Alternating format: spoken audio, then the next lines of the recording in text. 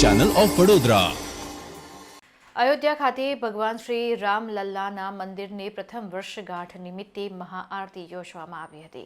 11મી જાન્યુઆરીના રોજ અયોધ્યામાં કરોડો હિન્દુઓના આસ્થાના પ્રતીક એવા ભગવાન શ્રી રામની પ્રથમ વર્ષગાંઠ નિમિત્તે વેરાવળ ખાતે આવેલા ભગવાન શ્રી રામના મંદિર ખાતે મહાઆરતીનો કાર્યક્રમ યોજવામાં આવ્યો હતો।